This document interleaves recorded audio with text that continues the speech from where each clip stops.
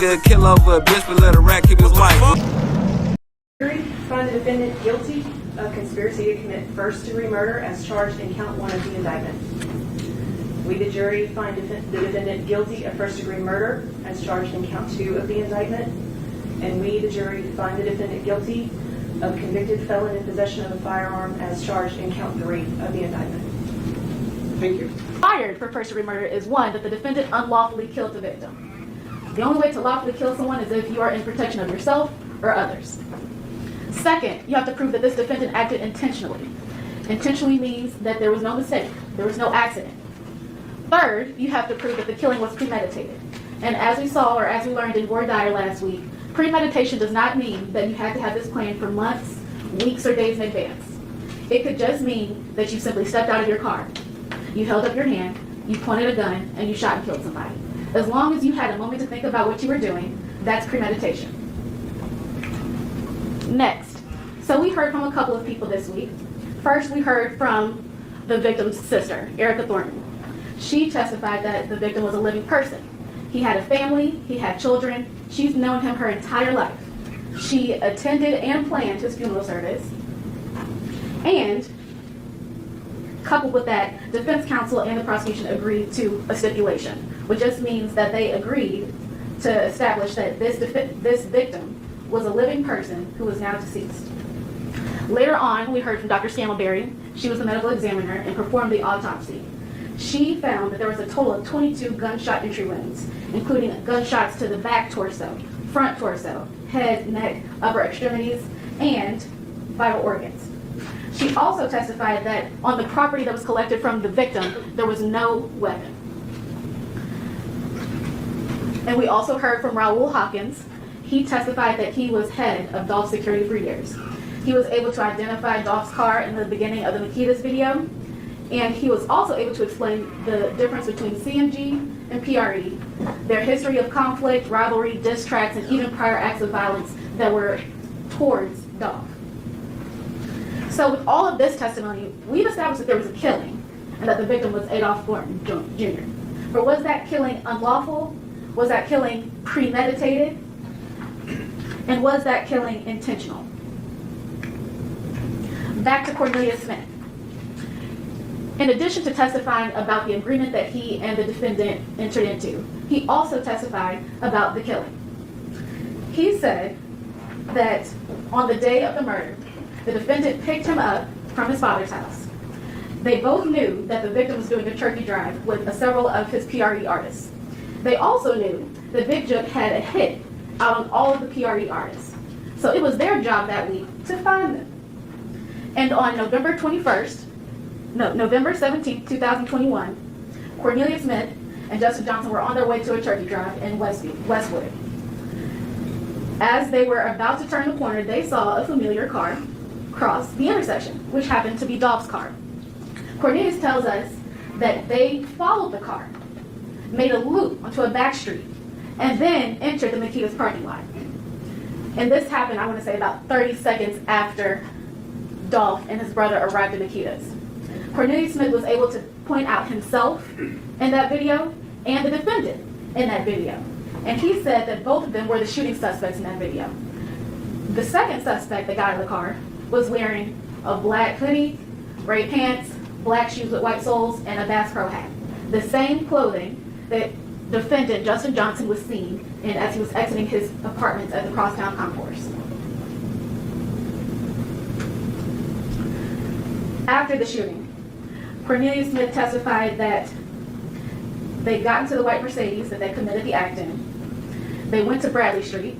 The defendant parked the white Mercedes on the yard, and they both got into a white Ford Expedition. They both got into that Expedition, and on the way, a couple of calls were made, right? Cornelius tells us that a FaceTime call was made to Big Jook. In that FaceTime call between Big Jook and our defendant spelled out the word Dolph. And as they were on their way to the Gospel Gardens apartment, the defendant also contacted a few other people who we'll find out later on. So once the defendant and Cornelius Johnson arrived at Gospel Gardens, they received wound care. They changed their clothes, and then they go their separate ways. After they go their separate ways, Cornelius Smith tells us that he went to retrieve his phone and he went to go wipe down the car, the white Mercedes that was parked at Bradley. We also established that it was premeditated. They knew about this hit beforehand and they committed this hit. So if that wasn't enough for you, we heard from some other people. We heard from Kirsten Gardner. He testified that he was present during the time that the defendant was able to get possession of the white Mercedes that the act was committed in. Kirsten Gardner was at the Valero gas station in the early hours of November 17th, 2021. Next, well actually let me go back to Kirsten Gardner. After he testified that, he told us that he didn't know anything about what was happening the next day, or a few hours after the cars were switched. Similarly, Jamarcus Johnson didn't know anything either. He just knew that he needed a ride. And his brother, Justin Johnson, could provide that for him. So he got his car, the rental car, and he took his cell phone, he fielded his calls, posted on his social media, and checked his emails. After Jamarcus Johnson, we heard from Sergeant Dabney. He was able to tell us about the 4 different bullet casings that were present at the murder scene. .40 caliber, attributable to a handgun. .762, attributable to an assault rifle that Cornelius Smith had. .223, attributable to a semi-automatic that Marcus Thornton probably would have had. And a 9mm casings found inside the store, which could be attributable to the handgun that Marcus Thornton had inside the store. That first one, though, the .40 caliber attributable to a handgun, was in the hand of the suspect with the Bass Pro hat. So, Sergeant Dabney also recovered the surveillance footage from Nikita's and Gospel Gardens, showing this suspect in the same clothing that the defendant was in as he was leaving his apartment at 10:49 a.m. that morning. The timestamps on Gospel Garden and Nikita's coincide with the times defendant's phone accessed those towers. We heard from Special Agent Garner, who summarized that the defendant's phone accessed a tower that provided coverage to the Valero gas station at 3:17 a.m. Around the same time that Kirsten Gardner said that he saw the defendant take possession of that white Mercedes at the Valero gas station.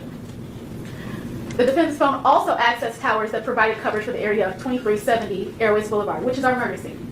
And it accessed those towers during the times of the murder, 12:22 p.m. to 12:23 p.m. on November 17th. Officer Garner also explained that the defendant's phone accessed a tower in the area of the 2-lane road in Shelby Drive from 1 p.m. to 1:59 p.m., which is the direct correlation to the surveillance footage of Gospel Gardens and the footage that Officer or Sergeant Dabney identified the defendant being present for. So next, if all of that wasn't enough, we heard testimony from Sergeant Browning. Sergeant Browning said that this defendant's device placed an outgoing call to Anthony Mims at 12:25:40 p.m. on November 17, 2021.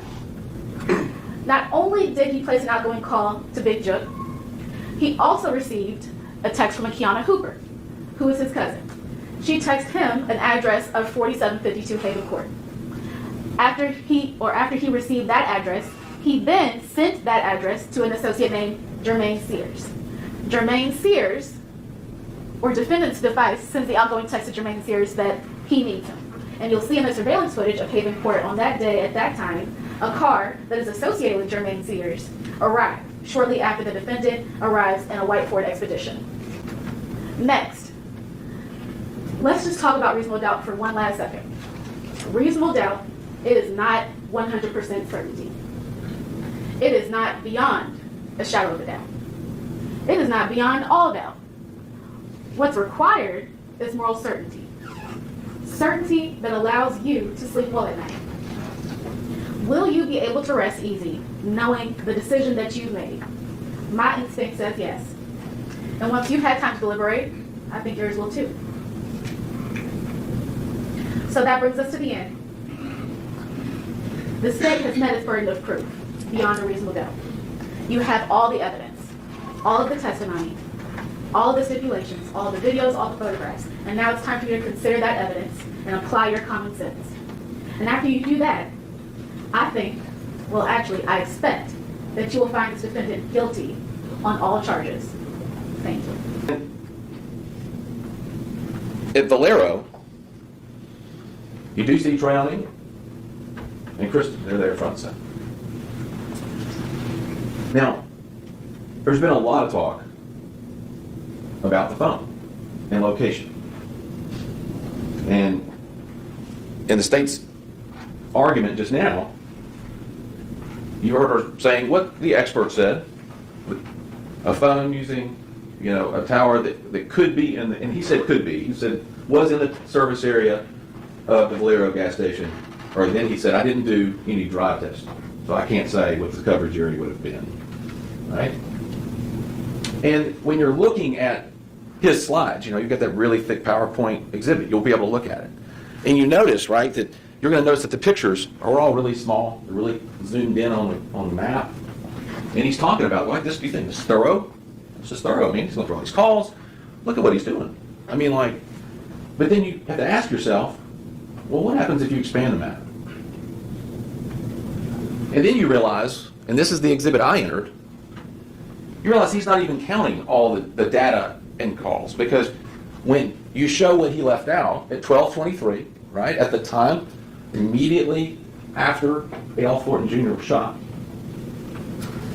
there are several towers that Mr. Johnson's phone gets off of that are, one's 3 miles away in one direction, the other one is 3.2 miles away down by the Memphis airport. And then he has to go, I left those out. Not a really good explanation for why, right? Important. When there are a group of fine people that are looking to find the truth and have to make this decision and need to evaluate the accuracy of what he's telling you. And then you realize that when you talk about coverage areas and where things are in relation to these phones, somebody could be anywhere in a 3-mile radius, either any direction. And then you have to go, what is it? What does it show us? How did that help? How does that make you any more certain of someone's presumed location at a given point in time? Because he said it's not an exact science, and I'm not here to tell you that I can pinpoint where he is. What Cornelius Smith said was, he met with Hernandez Govan and Jook, and Justin Johnson was not there. And then he said he met with Hernandez Govan and others on another occasion to discuss it, and Justin Johnson was not there. So to suggest that he was present and agreed, where's the agreement?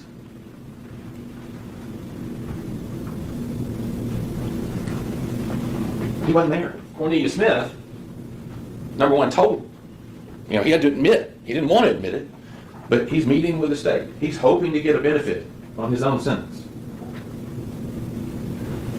He's supposed to be telling the truth. But he's writing his sisters at the exact same time that he's meeting with the government, or the state rather, and telling them, I didn't do this, I'm just lying to get the deal. I'm just lying to get the deal. And it was kind of an interesting moment when he was testifying, because at one point he says, oh, that's not lying, I was gaming. Gaming's not lying. And the unfortunate part of all this is he's gaming everybody, including trying to game y'all. There is no proof whatsoever that Justin Johnson got a penny.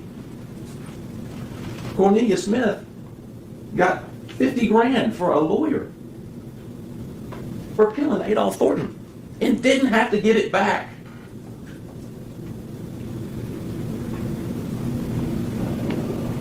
He didn't have to give it back. His lawyer was in the courtroom. And I asked him, I said, you remember, I said, how could you? You didn't give it back, you grew a conscience. What's going on with you? And he went, well, I did it. Service is rendered, right? And the lawyer, he's talking about with his sisters, he's saying, oh, well, my lawyer's telling me to cooperate. I'm walking. I'm not doing it unless I can walk. Now, he was asked by Mr. Hagerman, have I ever told you you're not going to have to go to prison? And he said, no, you haven't. But you have to keep in mind two things, right? At the time he was giving all this information that made him valuable to come in here and talk, he thought he was getting out. That's when those letters were going out. those letters are going out, and he thinks he's getting out because he's got the lawyer, they got the cooperator from Holly Bobo to walk. And he was asked by Mr. Hagerman, when you killed Adolph Thornton, what did you feel? And like it was nothing, said, I didn't feel anything. Let's try to get paid, right? At one point said, do you find people that he got that Mr. Johnson somehow came back into town and he talked on the phone with him and brought $500, and then some other time some other guy in a Chrysler 300 showed up and provided money to his girlfriend. Well, two things. One, that's not what Mr. Smith originally said to law enforcement. He said that Chrysler 300 came twice, and then Mr. Justin Johnson wasn't anywhere in sight. Well, and what do you know about the Chrysler 300? Jamarcus Johnson, right? Did Jamarcus Johnson say when he was here in front of you, did you ever hear the state ask him, did you deliver the money?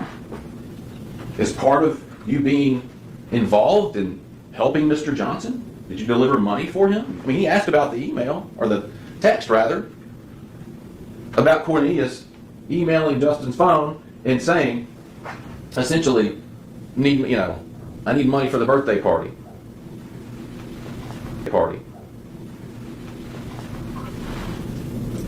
That's because Cornelius Smith is lying from start to finish. And then for the first time ever, here in court, he says he wiped the card out.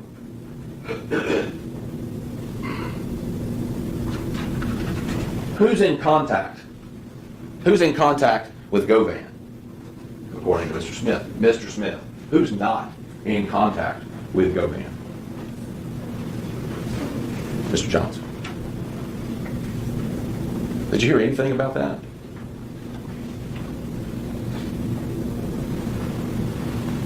Now, when you go back in the jury room, you're going to be reviewing, obviously, these videos.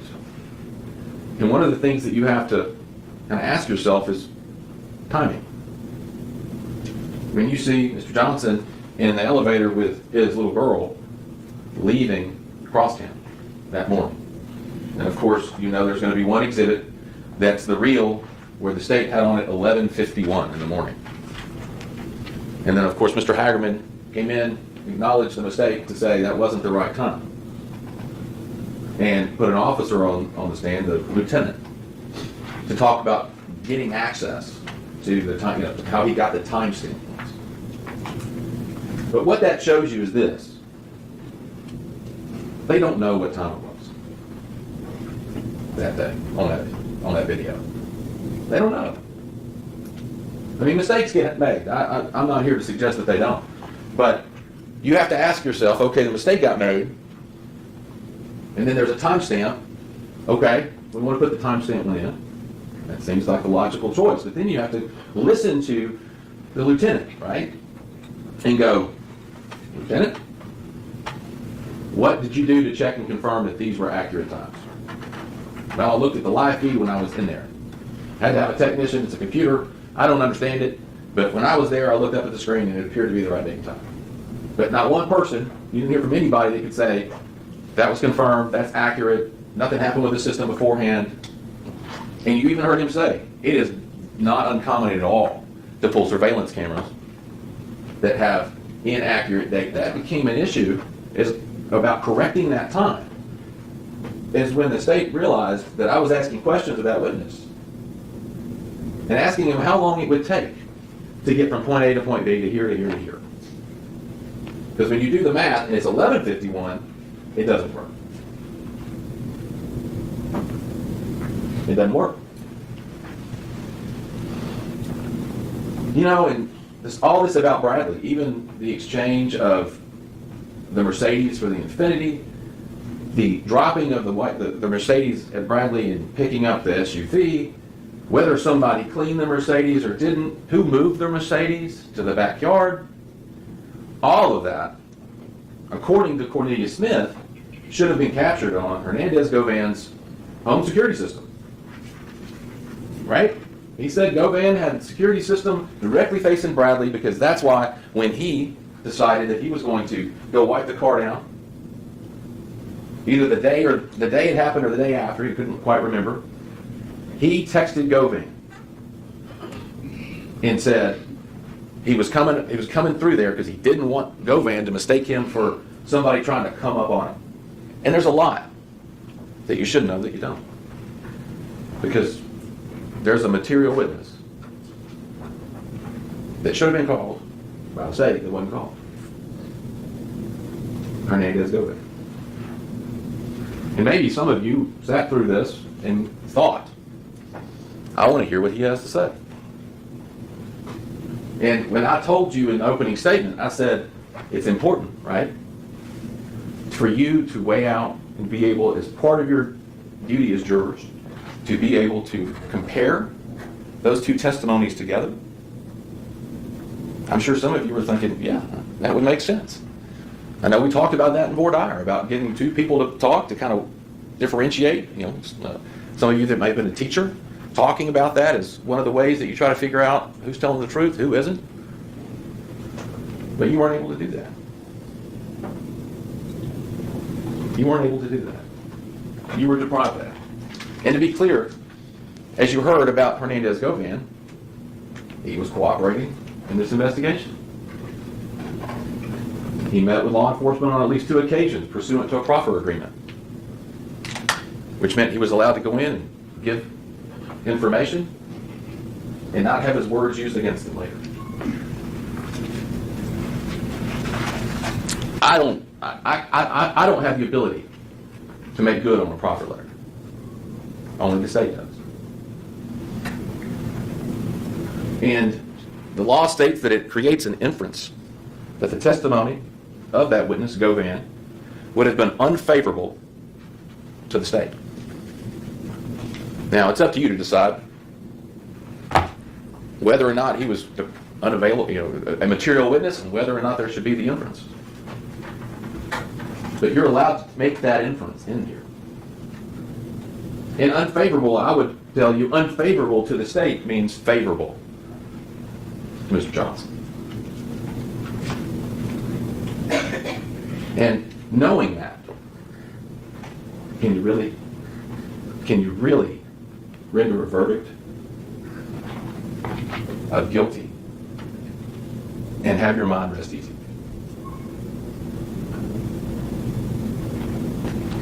And not walk away and go, I just don't know if I did the right thing.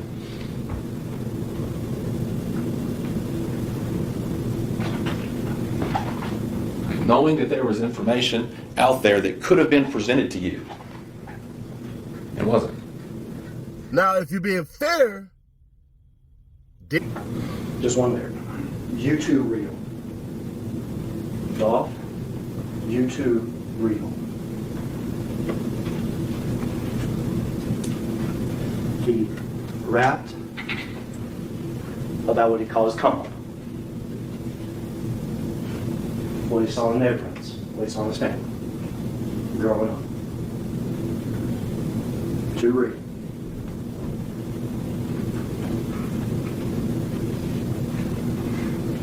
He rapped about people that he had a rivalry with. Too real. Off too real. Included disses of dangerous people like Big Chuck. You're too real. Too real. Too real.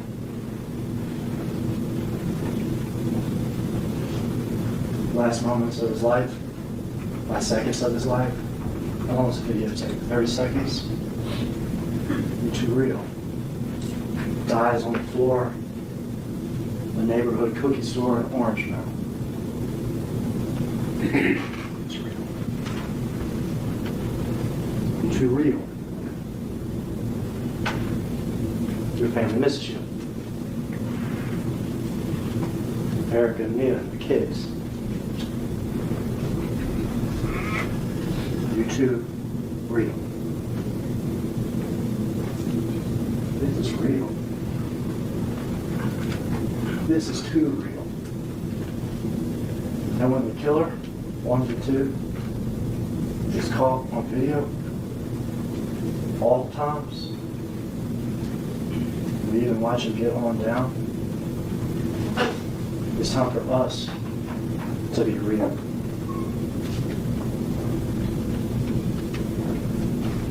And we don't need Memphis talk for that. It's called just do what's right. It's as simple as that. Just do what's right. Cornelius Smith and Justin Johnson killed Adolph Floyd Jr. November 17th. We watched it happen. Cornelius Smith, Justin Johnson, Hernandez, Govan, Big Jud, they all conspired to have it done, and it was done. November 17th, 2021. And as he did, he was already a convicted felon. He should be found guilty of all counts. We do what's right. That's how we do. Guilty conspiracy to commit murder in the first degree, and convicted felon in possession of a handgun.